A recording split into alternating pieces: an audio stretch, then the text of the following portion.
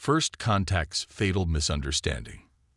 The Vrexian fleet emerged from hyperspace in perfect formation, 27 warships arranged in the sacred triangular pattern that had heralded their arrival to 100 worlds before.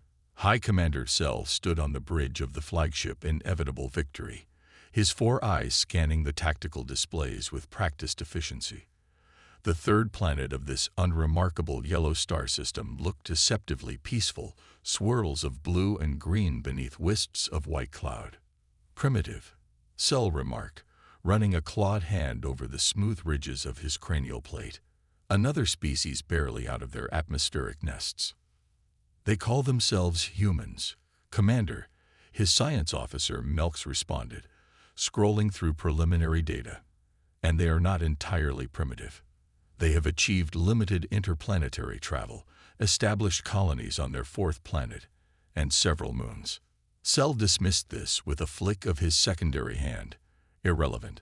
Have they unified under a single government? Developed quantum weaponry? Mastered gravitational manipulation? No, Commander. Then they are primitive by Vrexian standards. Prepare the observation teams. The High Council requires first-hand assessment before we decide their fate. The Vrexians prided themselves on thoroughness. For 6 local months, cloaked observation pods monitored Earth's military installations, communication networks, and population centers. What they found perplexed the rigid Vrexian military doctrine. Humans appeared to have no standardized combat protocol. Their soldiers spent hours engaged in seemingly useless activities, playing games, sharing food, sleeping at irregular intervals. Most disturbing was their apparent lack of devotion to military discipline. In his private quarters, Cell reviewed footage of a human military base. Soldiers lounged about, some exercising in small groups, others cleaning weapons while engaged in what the translators identified as jokes and trash talk. There were no ceremonial displays of allegiance, no synchronous movement drills, not even proper uniform consistency. They are undisciplined, Cell noted in his report. Their military organization suggests a species that treats warfare as an afterthought rather than the sacred duty it represents to evolved civilizations. The assessment teams returned with similar findings.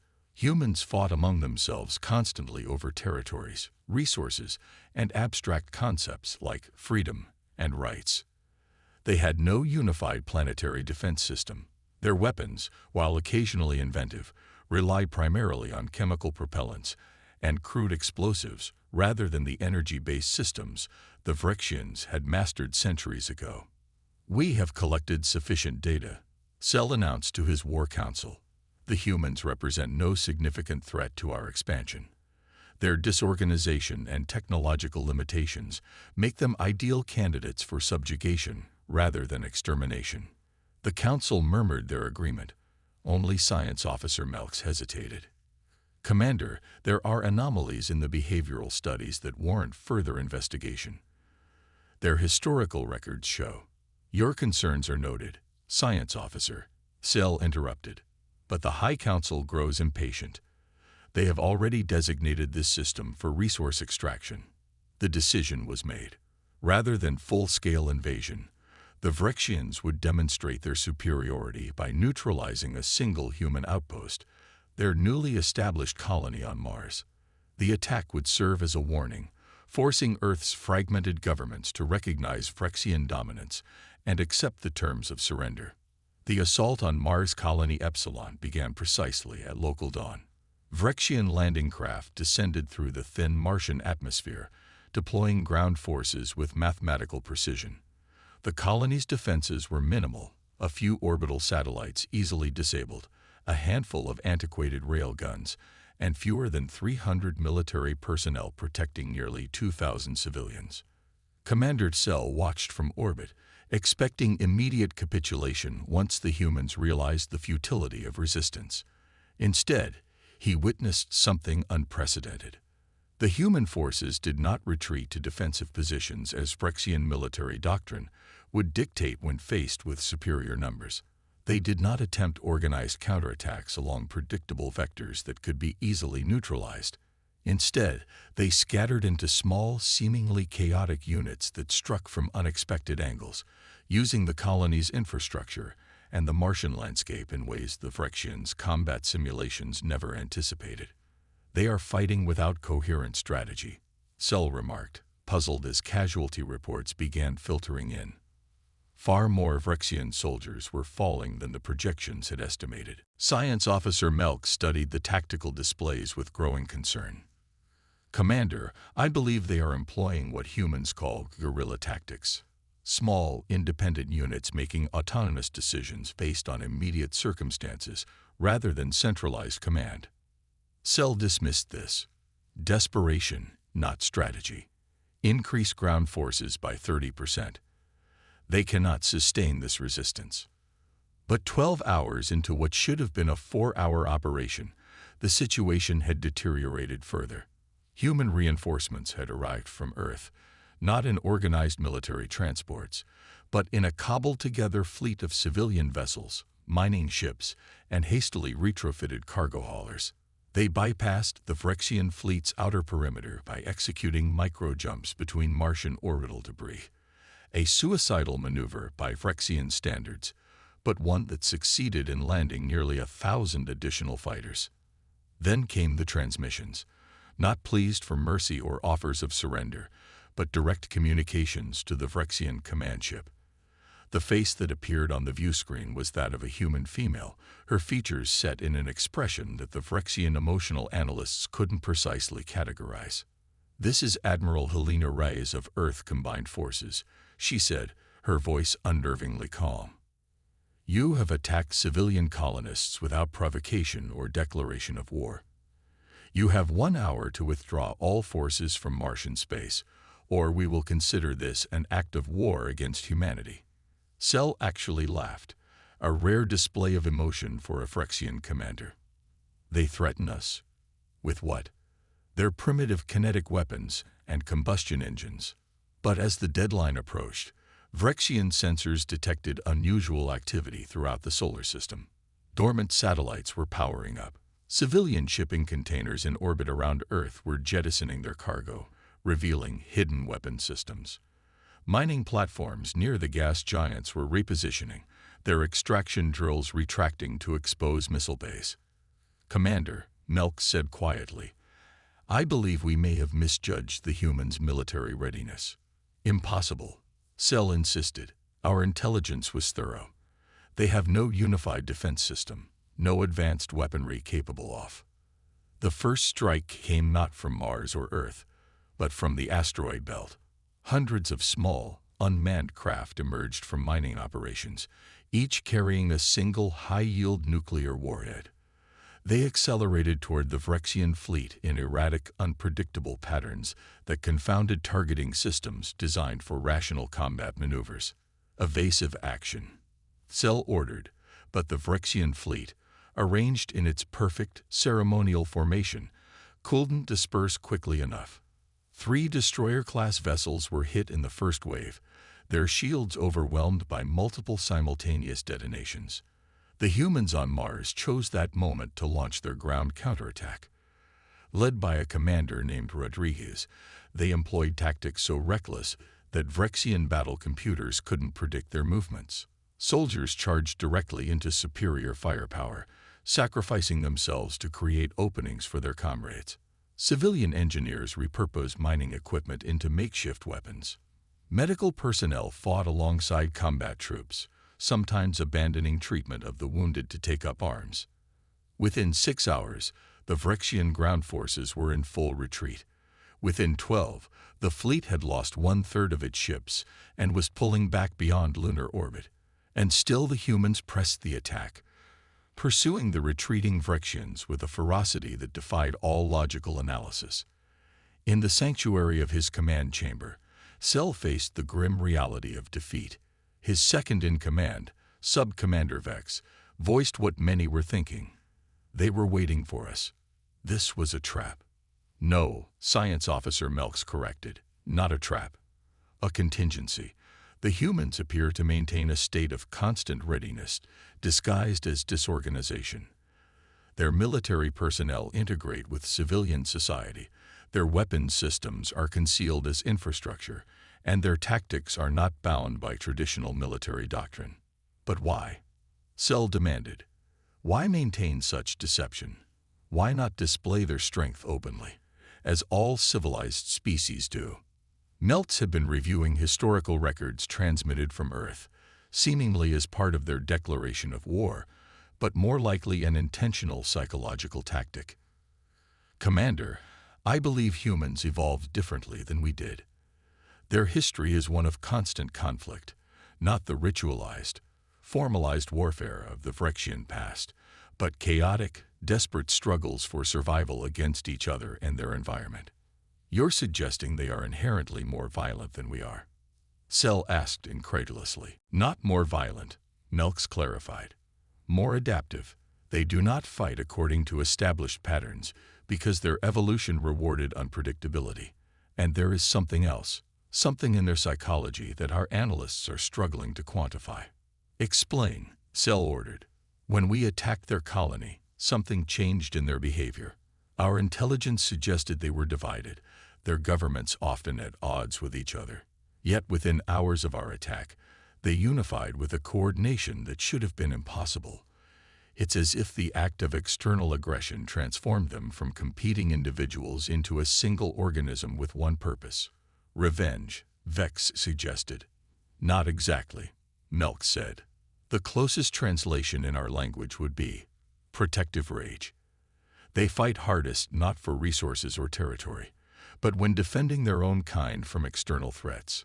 Cell stared at the tactical display, watching as the remnants of his once proud fleets scattered before the human counterattack. The High Council must be informed. This species cannot be subjugated through conventional means. As the inevitable victory prepared for hyperspace jump, a final transmission came through. Admiral Rise again, her expression now containing something the Phyrexians belatedly recognized as cold fury. You came to our home and attacked our people without warning, she said. Remember this day. Remember what happened when you tested humanity's mercy and found its limits. The transmission ended, and the Phyrexian flagship floated into hyperspace, leaving behind a changed solar system and a species whose true nature they had fatally misunderstood. In his final report before entering emergency stasis for the long journey home, Commander Cell wrote only one line. We have awakened something that would have been better left undisturbed. The breaking point. The High Council chamber of Phyrexia Prime fell into stunned silence as Commander Cell's report concluded. The holographic display flickered with images of destroyed warships and failed ground assaults, evidence of a defeat unprecedented in 8 centuries of Phyrexian expansion. Impossible, Elder Krax finally declared, her voice echoing through the vaulted chamber. A pre-unification species cannot have repelled our forces. Your tactical assessment must have been flawed, Commander. Cell stood rigidly at attention, the shame of failure etched into every line of his posture. The data is accurate, honored Elder. The humans employed strategies outside our combat parameters. They transformed civilian infrastructure into military assets within hours. They sacrificed individual units to achieve collective objectives in ways our battle simulations classified as irrational. Elder Morith, the Council's most decorated military strategist, leaned forward. You suggest they defeated us through irrationality. Not precisely, Elder.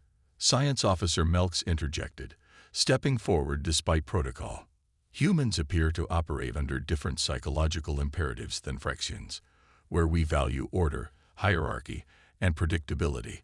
They embrace chaos, individual initiative, and emotional response. Emotional response has no place in warfare, Morath scoffed. For Phyrexians, perhaps, Melks countered. But for humans, emotion, particularly what they call anger, appears to enhance rather than diminish their combat effectiveness. The council chambers erupted in murmurs of disbelief. In Phyrexian military doctrine, emotional control was the foundation of tactical superiority. Warriors spent decades mastering their biological responses, achieving the perfect state of detached calculation that had made the Phyrexian Empire the dominant force in 3 spiral arms. "We require more information," Elder Krax declared after order was restored. "Commander Tsel, you are relieved of fleet command pending further review. Science Officer Melks, you will lead a deep investigation into human psychology and tactical response. We must understand this species before deciding our next action." The investigation would be unlike any previous Phyrexian scientific mission. Rather than the usual approach of capturing specimens for study, Melks proposed a covert infiltration of human society. Phyrexians closely resembled humans in basic morphology: bipedal, symmetric, with forward-facing sensory organs, with surgical modification, specialized training, and the most advanced mimetic technology in the Empire. A team of Phyrexian operatives could pass as human. 6 months after the Mars disaster, the exploration vessel Subtle Inquiry entered Earth's solar system along commercial shipping routes, its signature masked as a mining consortium vessel from the outer colonies. It deployed 12 operatives to various Earth locations, each tasked with observing a different aspect of human society. Operative Lens was assigned to a region called Midwestern United States, where she posed as a graduate student researching agricultural practices. Operative Drav infiltrated a military installation in a nation-state known as Russia, working as a maintenance technician. Operative Sorn joined a humanitarian organization operating in regions of conflict. Each sent regular encrypted reports to Melks, who remained aboard the Subtle Inquiry to compile and analyze the data.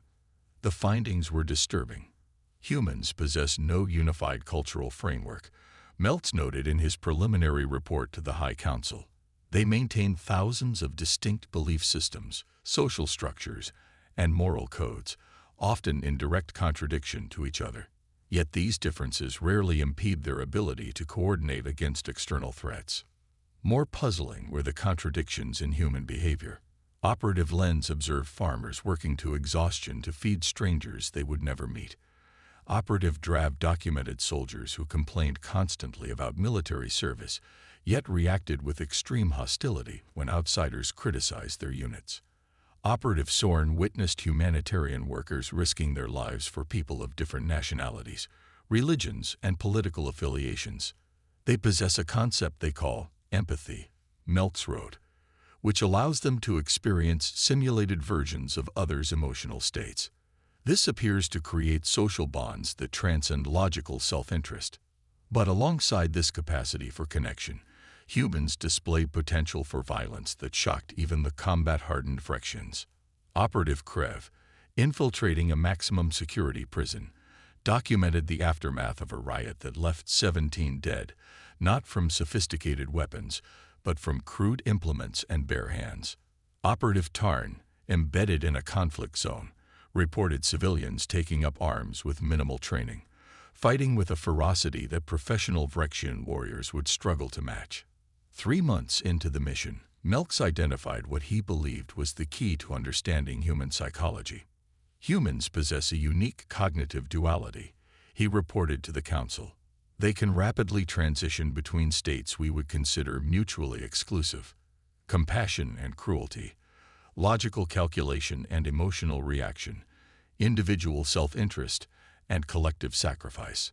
Most significantly, they appear to harbor a latent capacity for violence that activates under specific trigger conditions. Elder Krax demanded clarification. What trigger conditions? 3 primary catalysts, Melks explained. First, threats to their offspring. Humans will abandon all self-preservation instincts when their young are endangered. Second, betrayal by those they trust.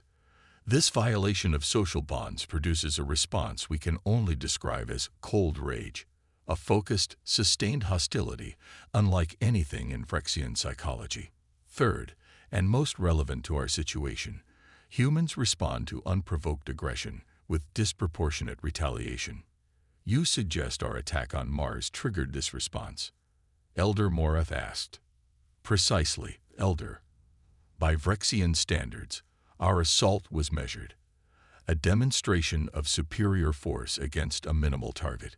But to humans, it represented an existential threat requiring maximum response. Our act of calculated intimidation activated what they call the gloves coming off, a cultural metaphor for abandoning restraint. The council deliberated for days. The strategic implications were profound. If humans could not be intimidated through conventional displays of force, how could they be subjugated? If their psychological triggers were so easily activated, how could the Empire safely extract resources from their territory? Some council members advocated for total withdrawal from human space. Others proposed a massive, overwhelming assault that would eradicate the species entirely before they could further develop their technology. Neither option aligned with the Empire's long-term objectives. "We require more specific intelligence," Elder Krax finally declared. "Science Officer Melks, you will expand your investigation. Determine if there are means to neutralize these psychological triggers or redirect them to serve our purposes." Melks's operatives delved deeper into human society, focusing particularly on historical conflicts and a resolution. They studied human entertainment, fictional narratives that often hinged on themes of redemption, forgiveness, and reconciliation after violence. They analyzed peace treaties, diplomatic negotiations, and cultural exchange programs that had successfully diffused tensions between human factions. 1 year into the mission, Operative Lens made a critical discovery while researching human education systems. "Humans explicitly teach their young to control violent impulses," she reported. "They recognize their capacity for destruction and actively work to channel it toward what they consider constructive purposes. Most significantly, they have developed social mechanisms to de-escalate conflicts before reaching the breaking point that triggers maximum aggression." Melks immediately recognized the implications. Humans are aware of their psychological vulnerabilities. They have built cultural safeguards specifically to prevent activating their most dangerous instincts. As Melks prepared his updated report for the High Council, disaster struck. A routine communication between Operative Drav and the subtle inquiry was intercepted by human military intelligence. The encryption was broken, the content translated, and within hours, Earth's Unified Defense Command knew that Vrexian spies had infiltrated their planet.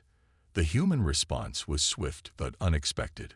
Rather than immediately hunting down the operatives, they'd broadcast a single message on all frequencies, including the Vrexian communication band. "To the Vrexian observation vessel in orbit, we are aware of your presence and the location of all 12 of your operatives on Earth. We propose a direct dialogue rather than continued subterfuge. You have 24 hours to respond before we take action." Aboard the subtle inquiry, Melks faced an impossible decision. Standard protocol demanded immediate extraction of all operatives and emergency departure. But such action would forfeit the mission's accumulated knowledge and confirm human suspicions of hostile intent. After consulting with the remaining members of the Expedition Council, Melks made an unprecedented choice. He would meet with the humans. The meeting took place at a neutral location, an orbital platform maintained by an international coalition for scientific research. Melks arrived with 2 junior scientists and no visible weapons.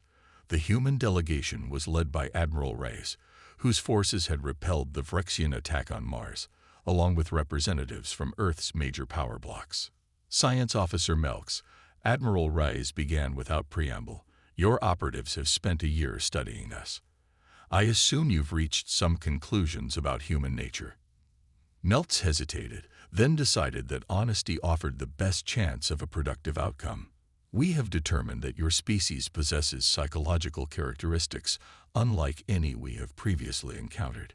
You combine extreme capacity for violence with equally extreme capacity for restraint. You form emotional bonds that transcend rational self-interest, and you react to unprovoked aggression with disproportionate force." "An accurate assessment," Reyes acknowledged, "though I would add that we also value directness and dislike being spied upon. Your detection of our operatives suggests technological capabilities beyond our initial assessment," Melks noted. "No," Reyes corrected. One of your operatives, Sorn, working with the Red Cross in Lagos, chose to reveal himself to us 3 months ago. Melx's cranial ridges flushed with the Vrexian equivalent of shock. Impossible. No Vrexian would betray the Empire. Not betrayal, a familiar voice interjected. Operative Sorn entered the chamber, still wearing his human disguise, but with modifications removed to reveal his Vrexian features. Enlightenment. Living among humans changed my understanding of what constitutes rational action. You were contaminated by emotional proximity, Melx said, struggling to comprehend this unprecedented breach of protocol. I was educated, Sorn countered. These humans you've been studying as potential conquests. I watched them build hospitals in war zones. I saw them risk their lives for strangers. Their irrationality contains a wisdom our empire has forgotten, that cooperation can achieve more than domination.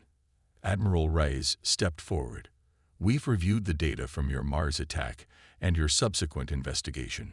We understand now that your species relies on intimidation and displays of force to avoid actual conflict.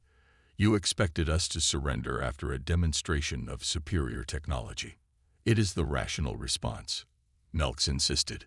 For Vrexians, perhaps, Reyes acknowledged. But humans evolved differently. We survived as a species by standing together against threats, not by calculating individual survival odds. When you attacked Mars, you didn't demonstrate superiority. You triggered our collective defense instinct. Melx finally understood the full magnitude of the Vrexian miscalculation. You would have responded differently to a direct diplomatic approach. Exactly, Reyes said. We respect strength, but we value honesty even more. Your empire could have requested resource-sharing agreements, technology exchanges, even territorial concessions through negotiation.